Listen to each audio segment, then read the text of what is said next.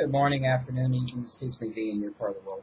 For those of you who don't know me, I'm Zen Archer, and one of the routines that I have when the weather starts to get nice is to sit out here on my patio and play my flute, or one of my flutes. This morning, I decided to do it and do this vlog because it's a routine, and I've been thinking about routines a lot this morning. Normally, my routine in the morning starts out with a cup of coffee, usually hazelnut, which I have here, and always a smoke. I'm always smoking some. And those are things that are routine, and I do them automatically, sometimes without even thinking. One of the things that I do in the morning when I'm getting my breakfast, or getting breakfast for myself and Mom, is I move stuff on the table so that I have more space to use. And when I'm done, I put the stuff back, because it's stuff that Mom needs to be able to reach when she comes out and has her breakfast. But Mom's not living with me anymore. And I caught myself putting the stuff back anyway, because it's routine. Also, one of the things that causes a lot of stress is when your routine changes. And certainly my routine has changed drastically in the last couple of weeks. And I've invited you to come along on this journey with me, on this adventure.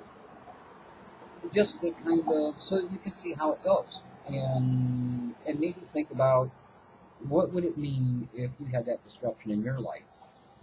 And so you'll think about it and become better prepared. Now, I'm lucky in a way, because I have thought about a lot of the things that I'm dealing with now in advance. I have paperwork that I carry with me, including my birth certificate. I carry a copy with me in case I need it. And Easter night, so Monday morning at 5:30 a.m., I got a phone call from the nursing home that Mom has moved into, telling me that they had sent her to the emergency room. She had some pain, some coughing, and they thought that it was best that she go to the emergency room. So she's once again in the nursing home. That's 3 times in the last month or so. So I got up and I got dressed, and I went there to offer moral support, because that's about all that I could do. It's about all I could give her. She's not doing real well, very disoriented, and that makes it more difficult for her, and sick, you know. But they were going to keep her overnight, and they said that they thought perhaps she was either getting another infection, or that it's possible that pneumonia might be starting, and they wanted to have that off the pass. So I'm glad to see that that's done. But it was a major disruption to my routine, even the new routine, since Mom's not here. The upside is that because I had the paperwork with me, and because I had been thinking about things that needed to be done, when they took her to get her x-ray or something like that, I could go down to the hospital office or accounts, let's say, and give them the information that they need, rather than mailing it and taking that time. So it actually caused me to get things done a little bit quicker. In the meantime, things have changed. I now have a place set up where I'm going to be staying, a roommate situation. For those of you who sent me messages about being a roommate or having a roommate, I understand what you're saying, and thank you for the very good advice. Most of them said, don't do that. Get yourself your own place. But the reason that I'm not doing that is that right now things are up in the air.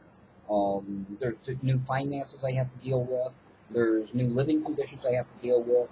Taking care of this apartment and getting rid of stuff, and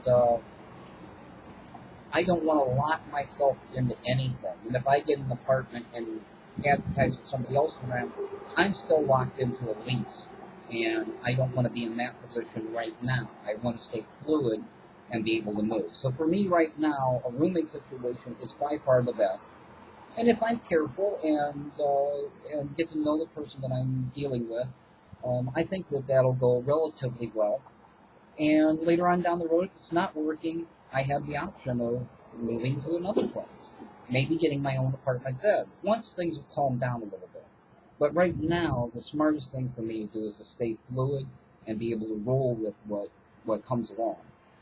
So I was wondering, do you think about have you thought about what you would do in an emergency like this, where a loved one comes to you and has to go to the emergency room?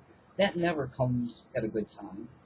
And dealing with the costs of that, dealing with the emotions of that, or if it's a case like this where your loved one is going to be living in another place, all those things, have you thought about that? And have you put your papers together so that when you need them, you have them, and you don't have to search around? For the most part, I have. For the most part, I'm on top of it pretty good. And I think the reason that I'm faring as well as I have is because I had thought about those things in advance. I knew that this day was coming, and so I was a little more prepared. There's a lot of things that blindsided me, a lot of things that I wasn't prepared for, but having the stuff that I was planning for already done means less that I have to deal with. But I was learning about routines and how those routines change, and the change in those routines change how well you cope and how stressed you are. I'm lucky. I'm lucky because I thought things out, and even though the routines have changed, I can still do things like I used to in many cases, like be outside on my patio, relaxing instead of panicking, playing my flute.